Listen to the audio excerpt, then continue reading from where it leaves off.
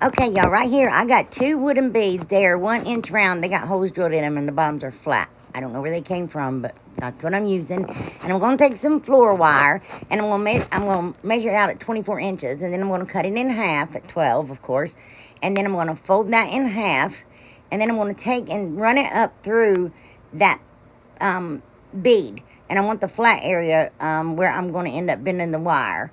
And I'm going to just bend each piece of that wire back to keep it from going all the way through the bunny head. Oh, because that's what I'm making. I gave it away. You saw the thumbnail. Anyway, and then after I do that, I'm just going to take and make like a heart shape.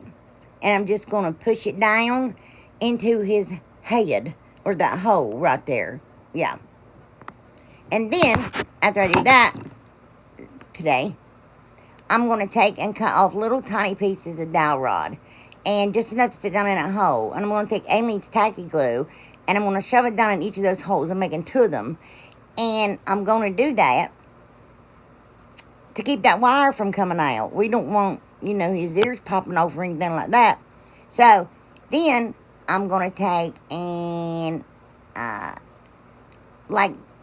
put extra glue on it to secure it, to make sure it really doesn't come out. And I use Aleene's tack glue. And then I'm going to take hot glue, and I'm going to glue that wire. And then I'm going to sand it because it was wobbly. And I'm going to try to get it as flat as I can. I love these so much, I think that they deserve their own video. I wanted people to watch them. And a lot of times people don't like to watch longer videos. So, I'll make this one short. So, and then I'm going to take Aleene's tacky glue and a little bit of hot glue. Just a little tiny dab. And I'm going to glue my little bunny heads to its little body. And then, and I'm going to do that again.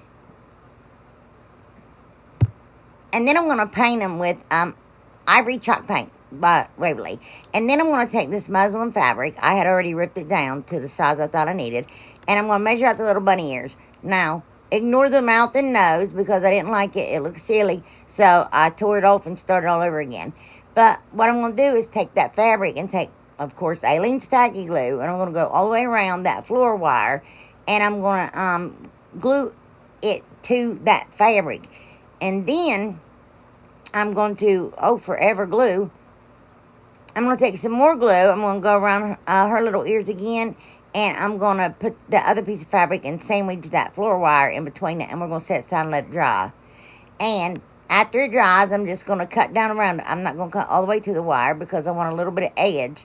And, but I do tack that down where we sandwich it together and the fabric was a little bit bigger. I just went ahead and did that to make sure the ears stay on, the material does. And then I'm going to take my finger knife, go all the way around the little ears and fray them out. And then this is just some pieces of ribbon that I cut out. I'm going to take Aleene's tacky glue, and I'm going to glue it inside of their ears to be, of course, part of their ears. And that is so cute. And I apparently don't know what I'm doing here. I'm so sorry. I should have cut that out, but I didn't. That's how I roll. And then, I'm going to take these little teeny tiny half beads into my Aleene's tacky glue. And I'm going to glue 2 little tiny eyes and 1 little nose on. It was just a tad bit bigger.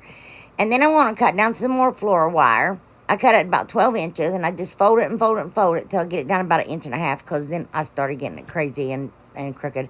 But anyway, and then I'm going to cut off the ends. And I'm going to grab that little skewer right there. And I'm going to twist it around it. And then I'm going to flip the wire around and put it on that skewer and twist it around the opposite direction. And then I'm going to, because that's going to be the whiskers, and I'm going to take the wire and stick it up inside the glue gun nozzle. And, glue the little whiskers on that way. And then I just secure it better with Aleene's tacky glue because I want them to stay on there, and it does dry clear. And then I'm going to take coordinated little pom-poms and glue on the little bum-bum. I don't know why. That, of course, matched her little ears. And then I'm going to make a little bow for her hair, a pink one, and a little teeny tiny white bow, and glue that on.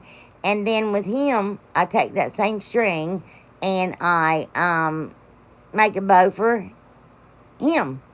He's got a bow tie. Oh, and I take a little teeny tiny button and glue it on the bow, right between it, sometime today. See, my editing's terrible.